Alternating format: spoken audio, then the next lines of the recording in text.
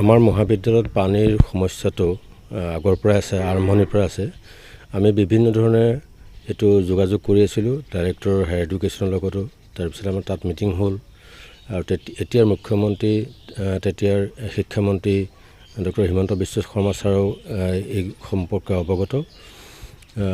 আমাক বিভিন্ন সময়ত বিভিন্ন মানে ব্যৱস্থা হৈ আছে।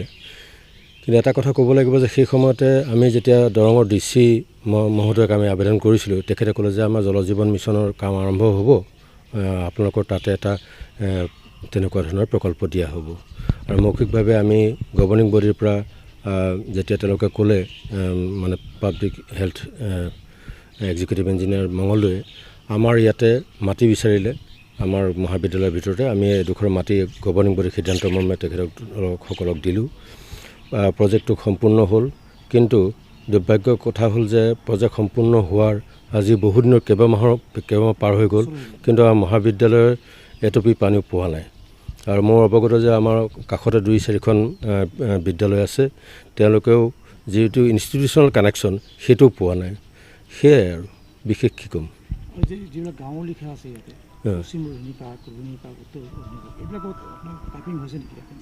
মই ইমান বিশেষ নাই, কিন্তু পাইপিং কৰিছে, পানী যে গৈছে সেইটো মোৰ বোধ নহয়।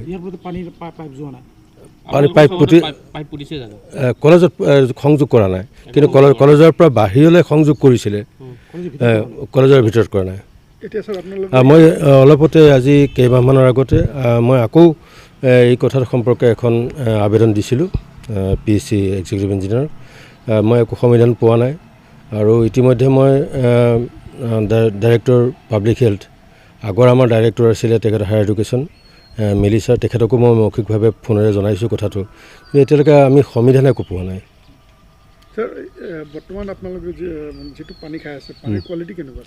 পানীৰ কোৱালিটিটো আমাৰ এই অঞ্চলত, বিশেষকৈ কলেজখনৰ যিটো অঞ্চল, সেই অঞ্চলটো অত্যন্ত বেয়া। ইয়াত আইৰণৰ মাত্ৰাধিক পৰিমাণ আছে। আমি বিভিন্ন ব্যৱস্থাৰে অন্ততঃ অকল ব্যৱহাৰৰ উপযোগী কৰি তোলা হৈছে, কিন্তু গুণগত মানদণ্ডৰ যিটো আমাৰ পানী বুলি কোৱা যায়, পৰ্টেবল ড্ৰিংকিং ৱাটাৰ, সেইটো যে আমি পাইছোঁ, সেইটো আমি আশা কৰিব পৰা নাই এতিয়ালৈকে। তেনেহ'লে ছাৰ 2 কোটিৰ বেছি টকা ইয়াতে খৰচ কৰি যিটো পানী যোগান আঁচনি বনালে, সেইটো তেনেহ'লে ফটোগ্ৰাফেনৰ নিচিনা জল জীৱন মিছনৰ এইটোতো আমি পানী পোৱাই নাই। আমি সেইটো সম্পৰ্কে মই ক'ব নোৱাৰোঁ কেনেকুৱা কোৱালিটিৰ পানী তেওঁলোকে দিছে বা দিব। কিন্তু আমাৰ মহাবিদ্যালয়ৰ আমাৰ ব্যৱস্থাপনাত যিখিনি পানী আছে, সেইখিনি পানী অন্ততঃ ব্যৱহাৰৰ উপযোগী কৰি তোলা হৈছে। আৰু চৰকাৰক এইখিনি আবেদন জনাওঁ যে জনস্বাস্থ্যৰ লগত জড়িত, যিহেতু পানী অতি গুৰুত্বপূৰ্ণ এটা আমাৰ সম্পদ, এই উপাদানটো যাতে গুণগত মানদণ্ডৰ, বিশেষকৈ ছাত্ৰ ছাত্ৰীসকলে ইয়াক পায়, তাৰ বাবে চৰকাৰৰ ওচৰত মোৰ আবেদন থাকিল, চৰকাৰে এইটোৰ প্ৰতি ব্যৱস্থা লয় যেন।